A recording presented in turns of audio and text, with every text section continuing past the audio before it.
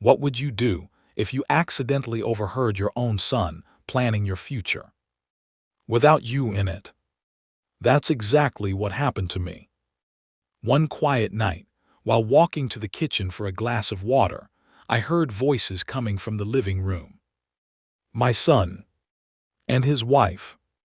At first, I wasn't trying to listen. But then I heard my name. And what they said next made my heart stop. They were talking about sending me away, like I was nothing more than a burden. But they made one serious mistake. They thought I was weak. They thought I had no choice. They had no idea that the man they were planning to get rid of was about to change their lives forever. So before we begin, make sure you listen carefully to this story until the very end. Because what happened next shocked even them. Welcome to my YouTube channel Moral Echoes, where silence speaks. Having accidentally overheard a conversation between my son and his wife, I was stunned. The night I learned the truth. Sometimes life doesn't warn you before it changes forever. Sometimes the truth arrives quietly, in whispers behind a door. And when it does, you realize that the people you trusted the most may have been wearing masks all along. My name is Alexander, and I am 62 years old. I spent my entire life believing that family was the one thing you could always rely on. But one rainy night, standing in a dark hallway outside my living room, I heard something that shattered that belief completely. A conversation between my son and his wife. A conversation about me and what they planned to do with me. They thought I was asleep. They thought I would never know. But I heard every word. And nothing in my life prepared me for what they said next. The life I thought I had. I wasn't a rich man. I never owned expensive cars or lived in luxury. But I had something more valuable than money. A family. For 35 years, I worked as a construction supervisor. My hands carried the marks of that life, rough skin, small scars, and joints that ached during cold mornings. But every hour I worked had a purpose. My wife Margaret and my son Daniel. Margaret was the kind of woman who could make a house feel like a home with nothing more than a smile and the smell of fresh coffee in the morning. And Daniel was my pride. When he was born, I held him in my arms and promised myself that he would never struggle the way I had. I worked overtime. I skipped vacations. I missed birthdays. But I never complained, because everything I did was for him. Then 6 years ago, Margaret passed away. Cancer. Slow. Cruel. By the time she was gone, the house felt empty in a way that words can't describe. Every room reminded me of her. Her favorite chair. Her garden outside the kitchen window. The old piano she used to play on Sunday evenings. Living alone became unbearable. That's when Daniel made an offer. The offer that seemed like love. One evening, Daniel visited me with his wife Clara. We sat around the dining table that Margaret and I had bought decades earlier. Daniel looked concerned.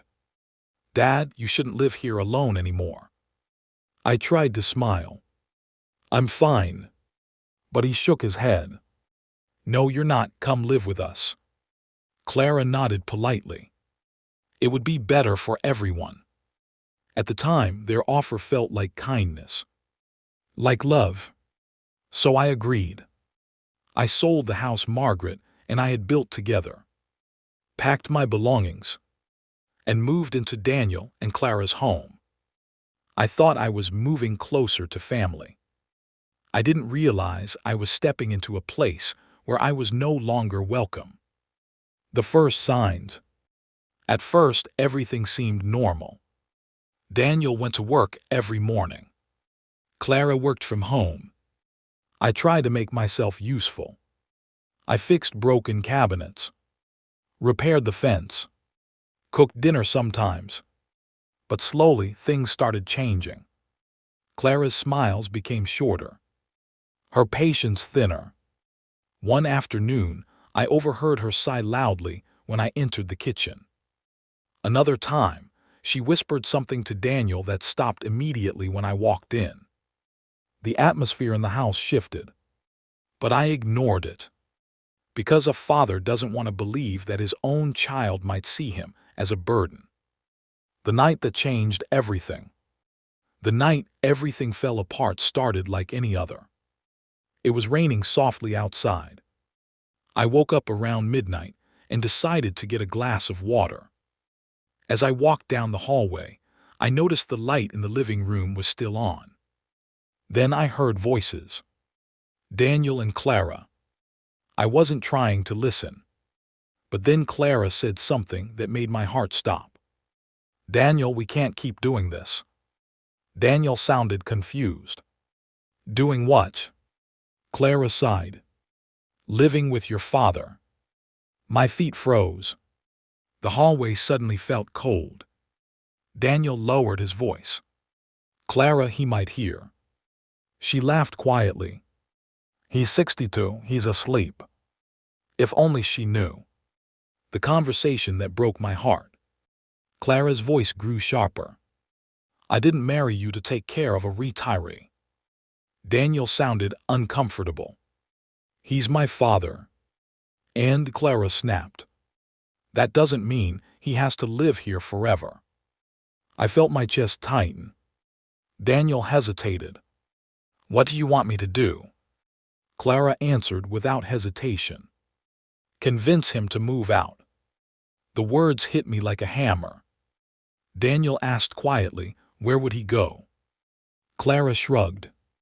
"Retirement home, assisted living, somewhere." Then she said something that hurt even more. "And once he's gone, we can finally move forward." Daniel frowned. "What do you mean?" Clara's voice lowered. "Your father's savings." My heart pounded. "If we help him manage his finances," she said calmly, "we could use some of that money to buy a place in the city." There was silence. Then Daniel spoke. 3 words that shattered everything. "Maybe you're right." A father's breaking point. I returned to my room silently. Closed the door. Sat on the bed. For the first time in years I cried. Not loudly. Just quietly. Like a man realizing that the life he believed in was built on illusions. I looked at a photograph of Margaret. "If you were here," I whispered, "you'd know what to do." Then something inside me changed. Because Daniel and Clara believed something that wasn't true. They believed I was helpless, dependent, weak. But before I moved in with them, before I sold my house, I made a decision about my money. A decision they knew nothing about. And soon, they would learn the truth. The plan. The next morning I smiled at breakfast. Clara poured coffee like nothing had happened. Daniel scrolled through his phone. But now I saw everything clearly. Their fake smiles. Their hidden impatience. And I realized something important. They were waiting for the right moment to push me out. But I would make the first move. The unexpected announcement. 3 days later, I called them into the living room. "I have something to tell you." Daniel looked curious. Clara looked cautious. "I've decided to move out." Clara's eyes widened slightly. Daniel looked surprised. "So soon?" I nodded. "Yes, I've bought a small place near the lake." Clara smiled quickly. "That's wonderful, Alexander." But then I added one more sentence. "And I've also decided to donate most of my savings." The room went silent. Daniel frowned. "Donate?" "Yes," I said calmly. "To a children's hospital Margaret used to support." Clara's smile disappeared. Daniel looked shocked. "Most of it?" I nodded. Yes, the rest will support my retirement. Clara stood up suddenly. But you should think carefully about this. I smiled gently. I already have. The truth revealed. 2 weeks later, I moved into my new home. A quiet little house near the water. Peaceful, simple, and free from betrayal. Daniel visited once. He looked uncomfortable. Dad, why didn't you tell us earlier about the donation? I looked at him calmly. Because sometimes people reveal their true intention when they think no one is listening. His face turned pale. He understood. And for the first time in his life, my son had nothing to say. Moral of the story: family should never be measured by convenience or money. Respect and love must come from the heart. Because when greed replaces gratitude, even the closest relationships can break. But dignity, independence, and self-respect are things no one can take from you, no matter your age. If this story touched your heart, don't forget to subscribe to the channel, because every story here leaves behind a lesson.